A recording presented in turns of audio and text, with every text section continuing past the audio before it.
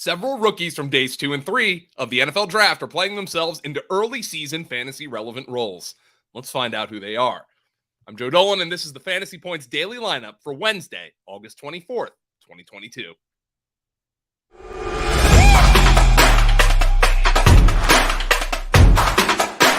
It's time for the FantasyPoints.com Daily Lineup.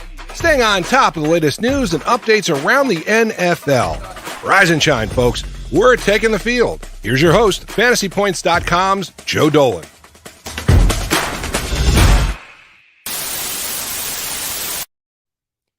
Starting at quarterback today, and maybe in 2023 and beyond, is the Philadelphia Eagles' Jalen Hurts. We know it's a big year for Hurts. The Eagles have a roster that is, top to bottom, one of the best in the NFL.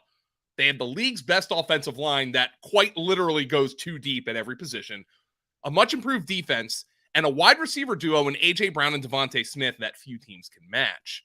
But the key to the whole thing is Hurts, who did just enough last year to kick the Eagles' decision-making can down the road. Now, just how long is that road? Well, it's up to Hurts to pave it. Per The Athletic's Bo Wolf, a good friend of mine and certainly not one to mince words, Hurts had the best training camp of his young career this year. Quote, "If the Hurts we've seen this summer is the Hurts we see this season, the Eagles will win the NFC East, and he will be quarterback in 2023, Bo writes. As he did last summer, Hurts improved as training camp went on. He had a bout of interceptions over the first few days of practice and has protected the ball well since. Two areas in which he struggled compared to other quarterbacks last season, passes over the middle and passes deep downfield, have been emphasized. There have been days when Hurts has been barraged, confused myself there, by a resurgent pass rush, but even in those situations, he has mostly avoided making costly decisions. His performance in the preseason game was perfect, and he did well in the joint practices against the Browns. In Brown, Goddard, meaning Dallas Goddard, and Smith, he has three receivers he seems to trust making contested catches. There are a lot of ways in which he can backslide when the games count, and defenses are better prepared and more disguised. For now, the vibes are good. Now, it's important to remember that Hurts has consistently progressed as a passer since his freshman year at Alabama, when this outcome, Hurts being a potential, and I emphasize potential, franchise quarterback in the NFL, seemed impossible. It's also important to remember, though, that Hurts has not been in the same offense in back-to-back years since he was in high school. He churned through multiple offensive coordinators at Bama, then transferred to Oklahoma and played under Doug Peterson in his rookie season. Now, he's under Nick Sirianni and Shane Steichen for back-to-back years. That's huge for Hurts. This is literally the first time he can expand his knowledge of an offense from season to season in over a half-decade. I also need to point out that Bo Wolf writes that if we were ranking the best players in training camp, A.J. Brown would top the list. His connection with Hurts seems to have taken no time to establish, and his specific skill set also helps the Eagles' offense in specific ways it was lacking last season, namely in breaking routes over the middle of the field and the potential for big plays. The vibes, by the way, check out John Hanson's Good Vibes, Bad Vibes article up on Fantasy Points, are absolutely pristine with the Eagles right now. And we're bullishly targeting Hurts as a potential fantasy league-breaking quarterback at his rather expensive but justified ADP. Starting at running back, we have an update on the Patriots backfield from the Big Cheese himself. The Patriots appeared to be having an open competition for their passing back role, with James White headed to retirement earlier in August, but head coach Bill Belichick could be open to taking a potentially different approach with this backfield in 2022. He told reporter Bob Sacchi that they could essentially scrap having a designated third down back and instead use Damien Harris and/or Ramondre Stevenson, there's that boy again, on all three downs, which would be a departure from what they've done in years past with the likes of White, Shane Vereen, and Kevin Falk.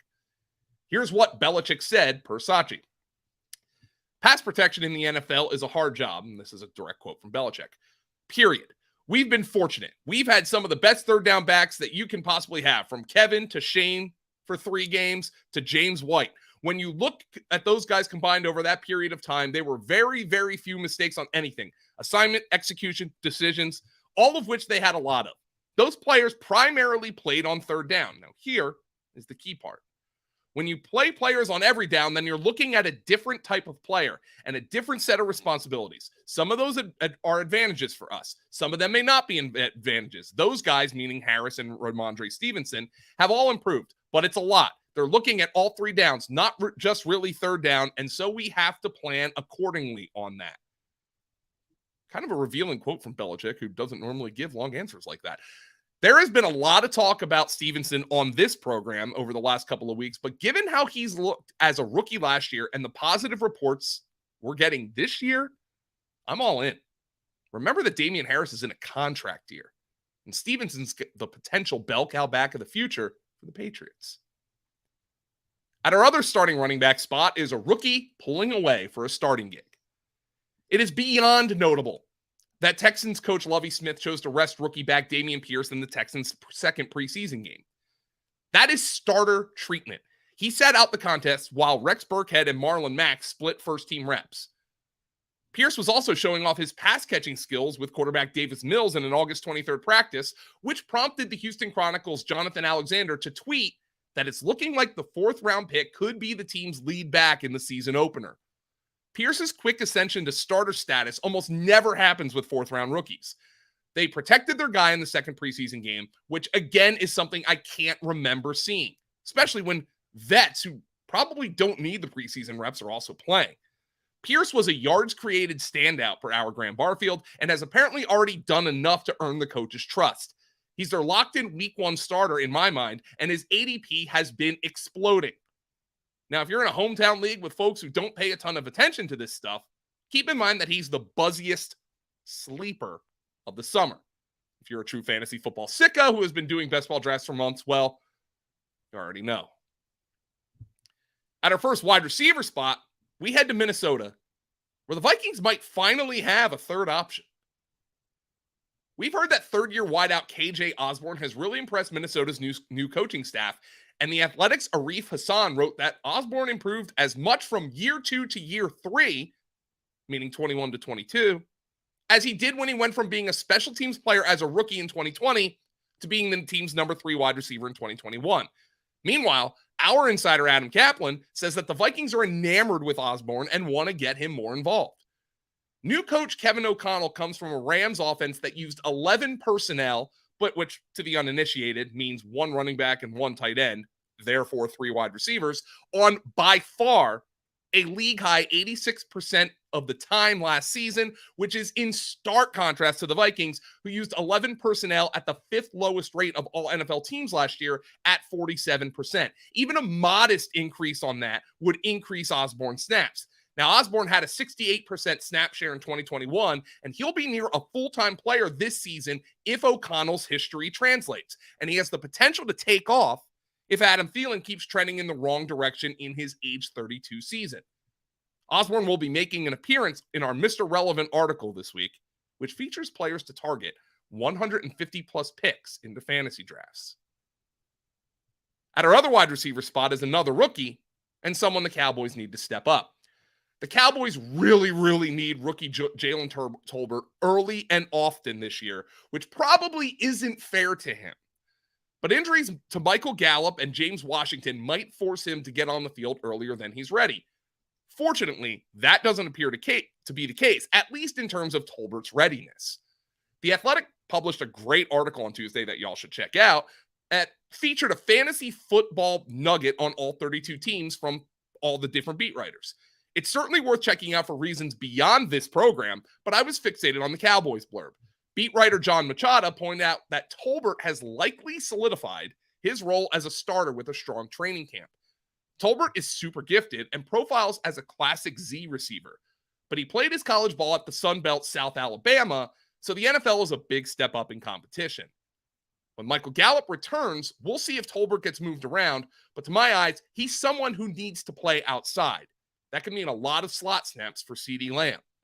Fantasy players are drafting Tolbert aggressively because of this offense and his opportunity, though. He's often a 10th round pick on Underdog Fantasy. In our flex spot, I'm wondering if we've been looking to the wrong place for the Ravens' number 2 wide receiver. In Baltimore's second preseason game on Sunday, 4th-round rookie tight end Isaiah Likely hauled in all 8 of his targets for 100 yards and a touchdown. Likely has been one of the stars of preseason DFS for you real sickos, and one of the stars of Ravens camp in general. He has taken advantage of every opportunity he's gotten, and quarterback Lamar Jackson has locked onto him in practices, per The Athletic's Jeff Zrebiec. While rookie tight ends are not typically fantasy relevant, the Ravens have only one accomplished pass catcher on their roster, that being their number 1 tight end, Mark Andrews. The wide receiver depth chart behind Rashad Bateman, who himself is relatively unproven, is completely barren. Moreover, fellow rookie tight end Charlie Kolar has missed reps this summer as he recovers from sports hernia surgery. With the Ravens almost certain to play more multi-tight end sets than any team, seriously, this team is going to play a ton of 13 personnel. There is massive opportunity for Likely to not only play, but to produce. I'm Joe Dolan, and this has been the Fantasy Points Daily Lineup. Remember to like this video. See that little thumb up down there? Click that. And subscribe to the Fantasy Points channel for all the Daily Lineup episodes and all of our other videos. And head to fantasypoints.com for all your fantasy draft needs and use code LINEUP22 for an extra 10% off any package. And by the way, our rookie prospect guide, including all of Greg Cosell's rookie evaluations, where you'll find evaluations on Damien Pierce, Isaiah Likely, and Jalen Tolbert. He covered all those guys pre-draft. It's already discounted a further 60% to celebrate the start of the fantasy football season. It is a must for dynasty fantasy football players. Thanks a lot, everybody, and I'll see you tomorrow.